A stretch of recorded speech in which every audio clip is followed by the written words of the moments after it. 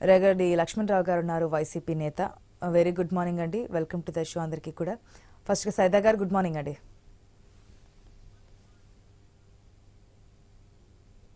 Hello Asha గారు good morning. Good morning sir. బాగున్నారమ్మా? బాగున్నాం సార్, ఆల్ హ్యాపీ. ఏంటి ఇప్పటికైనా సరే మళ్ళీ అంటే ఎలక్షన్స్ టైంలో చూసాము వివేకానంద రెడ్డి హత్య, గత ఎలక్షన్స్లో చూసాము, ఈ ఎలక్షన్స్లోనే చూసాం.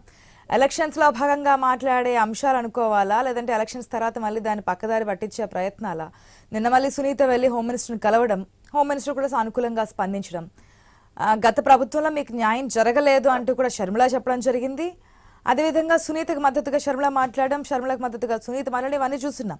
సో ఈసారి న్యాయం జరుగుతుంది అనుకుంటున్నారా? మా ఆశా గారు, మీకు ప్యానల్ ఉన్నటువంటి సోదరులు రేడియో లక్ష్మణ్ గారు, అలాగే మేడం గారికి, అలాగే ఐన్యూస్ వీక్షకులందరికీ కూడా శుభోదయం, నమస్కారం.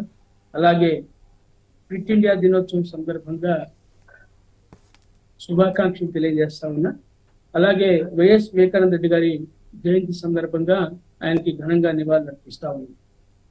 ఈరోజు ఆశా గారు, మీరు చూశారు వివేకానంద రెడ్డి గారి దారుణ హత్య జరిగి ఇప్పటికీ 5 సంవత్సరాలు పూర్తయిపోయింది.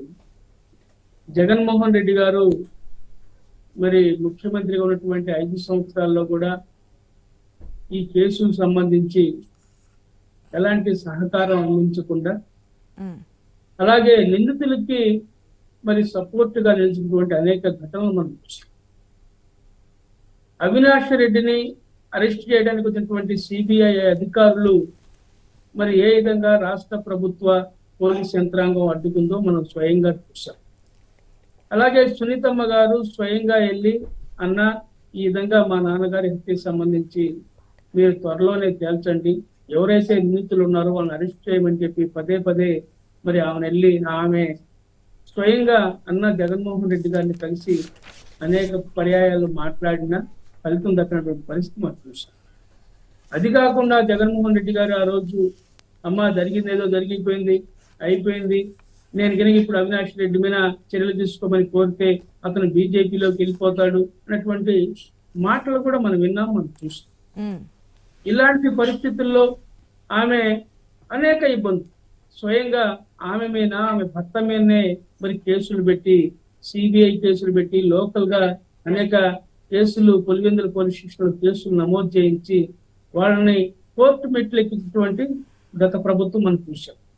ఎందుకంటే సొంత బాబాయ్ హత్యనే మరి ఇప్పుడు ఆయన ముఖ్యమంత్రిగా ఉన్నటువంటి 5 సంవత్సరాలు తేల్చకుండా ఎవరైతే నిందితులు ఉన్నారో, ముద్దాయిలు ఉన్నారో వాళ్ళకి అనుకూలంగా వ్యవహరించినటువంటి ప్రభుత్వం సంబంధించి మరి సునీతమ్మ గారు కూడా ఎన్నికల్లో మరి తీవ్రంగా ప్రచారం చేసింది. పులివెందుల్లో, అలాగే కడప జిల్లా ఎన్నికల్లో కూడా. కానీ అది ప్రభావం చూపించిందంటారా సైదా గారు? అదే ప్రజలు ఎంతవరకు నమ్ముతున్నారనేది కూడా ఒక ప్రశ్న కదా. కడప ఎంపీ స్థానానికి మీ అధినేత్రి, కాంగ్రెస్ పార్టీ రాష్ట్ర అధ్యక్షురాలు, ఏపీకి సంబంధించి షర్మిల ప్రధానాస్త్రంగా దీన్ని ఉపయోగించుకున్నారు. అటుపక్క ముఖ్యమంత్రిగా అన్నయ్య ఉన్నప్పటికీ కూడా అన్నయ్య మీద వ్యతిరేకతతో, పార్టీ మీద నమ్మకంతో, ప్రజల మీద నమ్మకంతో అవినాష్ రెడ్డిని కావచ్చు, లేదంటే వివేక హత్యకు సంబంధించి కావచ్చు, సొంత చెల్లెలికే న్యాయం చేయకుండా ఉన్నవారు సొంత బాబాయ్ హత్య గురించి ఇప్పటికీ కూడా మన ఢిల్లీలో ధర్నా చేస్తున్నప్పుడు కూడా, సింబాలిక్ ధర్నాకు సంబంధించి కూడా ఇదే కామెంట్, సొంత బాబాయ్కి న్యాయం అప్పుడు ఎందుకు రాలేదు, అప్పుడు ఎందుకు ధర్నా చేయలేదు. సో ప్రజలు నమ్మితే ఎందుకు అవినాష్ రెడ్డిని గెలిపిస్తారు? అది కూడా ఒక పాయింట్ కదా. అదే క్వశ్చన్ చేస్తున్నారు వాళ్ళు. ప్రజలు నమ్మారు, నమ్మలేదు, అవినాష్ రెడ్డిని నమ్మారు, గెలిపించారు. అమ్మా ఆశా గారు, ఎందుకంటే వాస్తవాలు వేరు, రాజకీయాలు వేరు. రాజకీయాల్లో రాజశేఖర రెడ్డి గారు కడప జిల్లా రాజకీయాల్లో ఒక ప్రత్యేకమైనటువంటి ముద్ర వేశారు. ఆయన వారసుడిగా జగన్మోహన్ రెడ్డి ముఖ్యమంత్రిగా 5 సంవత్సరాలు పరిపాలన చేశారు. అలాగే అవినాష్ రెడ్డి కుటుంబం కూడా పులివెందుల నియోజకవర్గంలో వాళ్ళ యొక్క వివేకానంద రెడ్డి గారి హత్య తర్వాత వాళ్ళు కూడా ఆ యొక్క పులివెందుల నియోజకవర్గంలో గట్టి స్థానాన్ని ఏర్పరచుకుంది. ఇలాంటి పరిస్థితులు జరిగినటువంటి ఎన్నికల్లో అక్కడ ఎన్డీఏ కూటమి వర్సెస్ వైసీపీగా ఎన్నికలు జరిగినటువంటి పరిస్థితి మనం చూసాం. అలాంటి సందర్భంలో కాంగ్రెస్ పార్టీ అక్కడ గెలుస్తుందా, లేకపోతే ఓడిద్దా, లేకపోతే వివేకానంద రెడ్డి మన అవినాష్ రెడ్డిని లేకపోతే జగన్మోహన్ రెడ్డిని ఓడిస్తారా అనేటువంటి ఇదిలో మేము ఎలక్షన్కి వెళ్ళాం.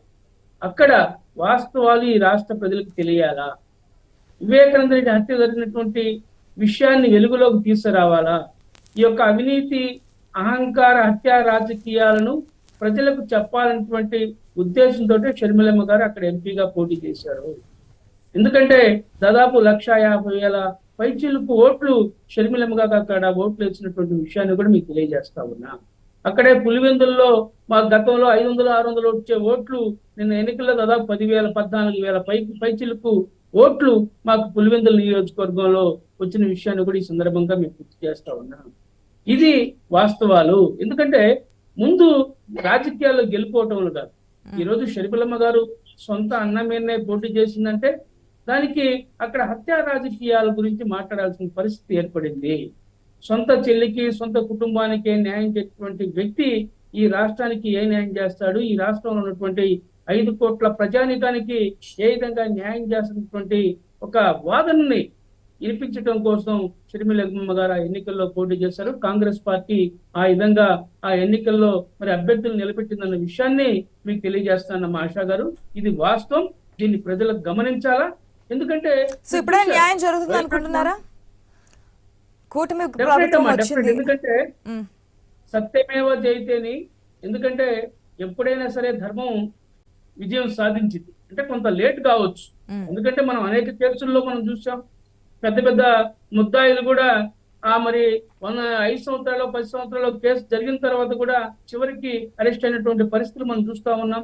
సత్యమేవ జయతే అన్నట్టుగా ఎప్పుడైనా సరే ధర్మం గెలిచింది. అక్కడ వివేకానంద రెడ్డి గారి హత్యకి ఎవరైతే పాల్పడ్డారో వాళ్ళందరూ కూడా జైలుకి వెళ్ళడం సత్యం. వారికి సహకరించిన వాళ్ళు కూడా, ఎందుకంటే గత ఎన్నికల్లోనే మూల్యం చెల్లించుకున్నారు. వైనాట్ 175 అయినటువంటి వాళ్ళు ఈ రోజు ప్రధాన ప్రతిపక్ష స్థాయికి కూడా లేకుండా 11 స్థానాలకు పడిపోయారు. అక్కడే ప్రజలు తీర్పిచ్చారు. మీరు గమనించాలి ఇక్కడ. ఎందుకంటే కడపలో షర్మిలమ్మ కాంగ్రెస్ గెలిచిందనేది కాదు, రాష్ట్రంలో రిజల్ట్ మనం చూసాం. ఇదే తీర్పు, ప్రజా తీర్పు చాలా స్పష్టంగా ఇచ్చారు. ఎందుకంటే ఇది మనం గమనించాలా. ఏది ఏమైనా సరే నిన్న షర్మిలమ్మ గారు లేకపోతే మా సునీతమ్మ గారు నిన్న హోమ్ మినిస్టర్ గారు సునీతాన్ని కలిసి ఈ హత్యకు సంబంధించినటువంటి అంశాల మీద క్షుణ్ణంగా మాట్లాడటం జరిగింది. ఎందుకంటే ఒక మహిళగా, ఒక హోమ్ మినిస్టర్ గా ఆమె నా వంతు కర్తవ్యంగా మీ బాధను నేను అర్థం చేసుకున్నాను. ఎవరైతే అధికారులు కూడా గత ప్రభుత్వానికి సహకరించి ఈ హత్యని ఏ విధంగా దాచిపెట్టారో వాళ్ళందరి మీద మేము చర్యలు తీసుకుంటామని కూడా హోమ్ మినిస్టర్ చెప్పిన విషయాన్ని సానుకూలంగా ముందుకెళ్తారు అని అనిపిస్తుంది అంటున్నారు. మాట్లాడదాం. దానికంటే ముందు న్యూస్ అజెండాలో షార్ట్ బ్రేక్ తీసుకుందాం.